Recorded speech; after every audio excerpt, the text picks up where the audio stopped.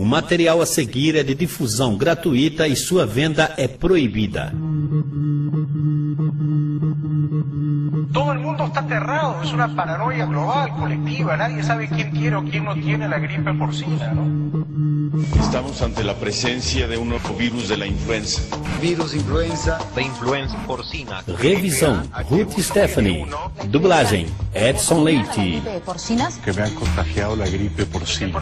Praticamente a mídia do mundo todo tem dado uma atenção especial à gripe suína.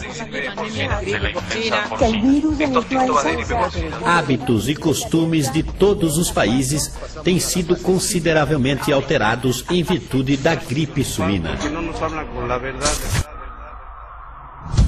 Operação Pandemia. Esta é uma micrografia em negativo do vírus H1N1, mais conhecido como gripe suína. Um vírus de moda, a matéria principal dos jornais, manchete principal dos telejornais. Por quê? O que se esconde por trás da pandemia da gripe suína? Qual informação não mostram os meios de comunicação? Por que tanta notícia? O mercado da indústria farmacêutica é seu corpo, mas apenas quando doente. Março de 1997. Em Hong Kong se descobre o primeiro caso de humano infectado pela gripe A, do subtipo conhecido como H5N1, mais conhecido como gripe aviária. Dezembro de 1997. A gripe aviária havia infectado 18 pessoas e causado a morte de outras 6. Fevereiro de 2003. A gripe aviária em Hong Kong acabou com 2 casos positivos e uma morte por contato direto com aves. Meados de 2005. Noticia-se a aparição do H5N1 em humanos ao noroeste da China e ao leste da Rússia. Setembro de 2005. Em Genebra, na Suíça, a Organização Mundial de Saúde alerta que o número de pessoas que poderiam morrer com uma eventual epidemia de gripe aviária e humana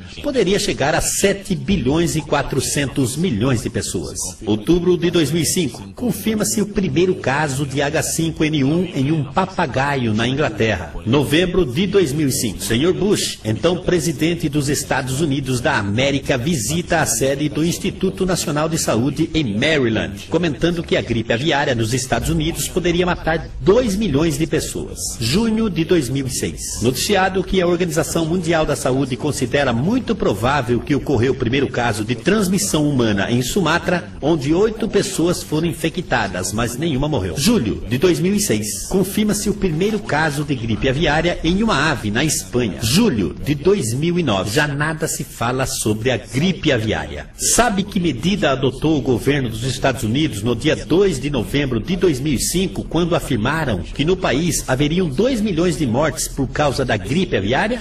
Nesse dia, o Sr. Bush aprovou uma previsão orçamentária de 7 bilhões de dólares para prevenção e aquisição de medicamentos, dos quais 1 bilhão e 200 milhões estavam destinados a elaborar e adquirir 20 milhões de doses de vacinas contra a gripe tipo H5N1. Qualquer mortal diria que naquele momento teríamos tão somente um honorável presidente preocupado com a saúde de seu povo. Nada em comum. Nada em comum?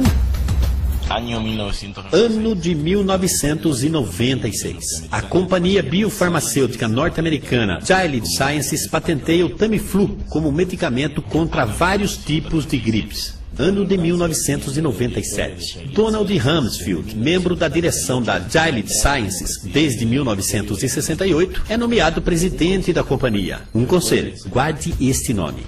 Nesse mesmo ano, a companhia de Donald Rumsfeld chegou a um acordo com o laboratório multinacional suíço Roche para fabricar e distribuir o Tamiflu até o ano de 2016, em troca de uma comissão de 10% da renda total. Donald Rumsfeld presidiu a direção da Gilead Sciences até 2001. E adivinhe por que ele saiu. Foi nomeado secretário de Defesa no primeiro governo de George Bush. É o mesmo honorável presidente preocupado com a saúde do seu povo. E em 2005 aprovou um orçamento no qual 1 bilhão de dólares estavam destinados à ex-campanha de Rumsfeld para fabricar 20 milhões de doses de Tamiflu, com o fim de evitar os supostos 2 milhões de mortes nos Estados Unidos por causa da gripe aviária. Sabe quantas mortes houveram nos Estados Unidos por causa da gripe aviária, segundo a Organização Mundial da Saúde? 2 milhões? Não. 0. Segundo estatísticas da Organização Mundial da Saúde, sabe quantas vítimas fatais houve devido à gripe aviária entre os anos de 2003 e 2009? 7 milhões e 400 mil? Não, 272, no que estabelece uma média de 39 mortes por ano. Parece muito, mas sabia que a gripe comum mata 500 mil de pessoas por ano no mundo todo? Segundo o Conselho Nacional de Segurança, uma pessoa teria mais possibilidade de morrer eletrificada por raio que pela gripe aviária. Hoje já não importa. Hoje já não se fala de gripe aviária. Hoje todas as sociedades estão padecendo do impacto paranoico e abusivo da nova epidemia da moda, a gripe suína. Segundo a Organização Mundial da Saúde, até o dia 30 de junho de 2009, a gripe H1N1 causou 382 mortes em todo o mundo.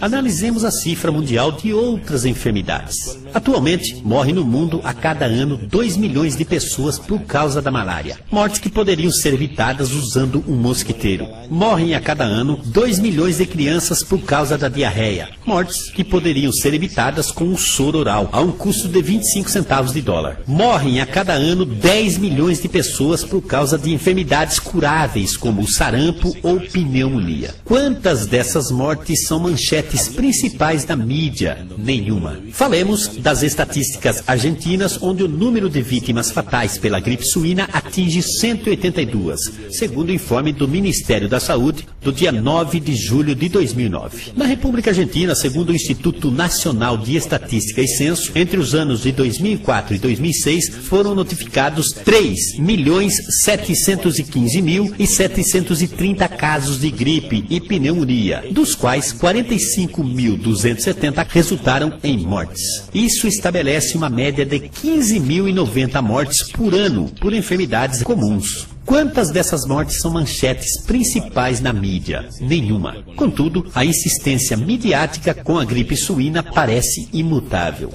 Por quê? A essa altura deveria estar bastante claro.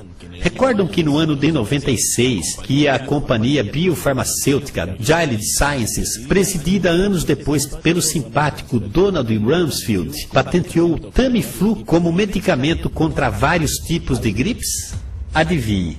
Casualmente, o Tamiflu é um dos remédios recomendados pela Organização Mundial da Saúde para combater a gripe suína.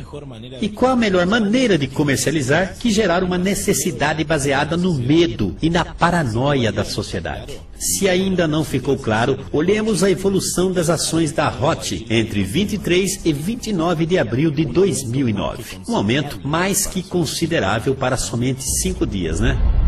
A propósito, sabia que Tamiflu tem efeitos secundários psicológicos e psiquiátricos? A Administração de Remédios e Alimentos investigou cerca de 600 casos de pessoas tratadas com Tamiflu que mostraram efeitos secundários neuropsicológicos. Os sintomas mais severos são convulsões e delírios. No Japão, 14 mortes infantis e adolescentes por causa de infecções cerebrais fez o governo proibir o Tamiflu no ano de 2007. Durante 6 meses, as paralisações provocadas pela vacina apresentaram um prejuízo de 1,3 bilhões de dólares. A justiça culpou a vacina por 25 mortes. Inclusive os que usaram a vacina por 20 anos terminaram paraplégicos. É tão difícil de entender o que se esconde por trás da gripe suína? Atuemos ativamente, mas nunca aceitemos nos manter em um estado de paranoia e sufoco. Cuidemos de nós e de nossas famílias. Tenhamos em mente as medidas de prevenção, mas também tenhamos bem claro que essa fórmula em algum momento terá que mudar, porque estão jogando conosco, estão negociando com a sua saúde e com a saúde dos seus filhos.